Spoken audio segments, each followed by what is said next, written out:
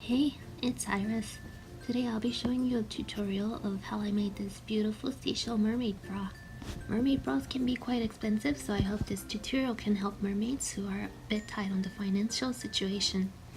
Alright, to make this mermaid bra, you will need a nude toned bra or any bra color of your choice, E6000 glue, glue gun and some glue sticks, plastic seaweed blend you'll put in a fish tank, flat back decorative pearls, and most importantly, 2 lion paw seashells that are around 5 to 6 inches or 15 centimeters. I put down the link to these items in my description, so make sure to check them out if you can't find any of these near your store. First, I sort out the pearls by size. There's like 3 or 4 different sizes of pearls in this package, so I just organized them from big to small. I then placed them on my seashells several different times until I find a pattern I like. I then used the E6000 glue to glue them in place. After they are glued on, I try to avoid touching the pearls for about 10 minutes to make sure they are glued on securely.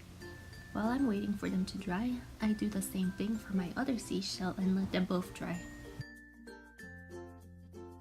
I then place my plastic seaweed on my bra to find the pattern I like. Once I like how it looks, I used a hot glue gun and glue the edges of my bra and place my plastic seaweed on the glued edges. Make sure to be very careful when you press down on the seaweed and don't accidentally burn yourself.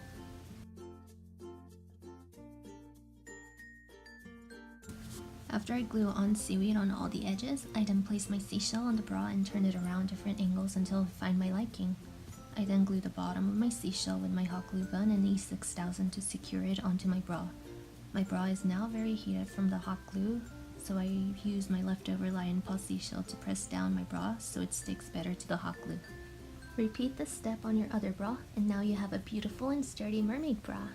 Thanks for watching. Please make sure to like and subscribe if you liked my tutorial. Bye!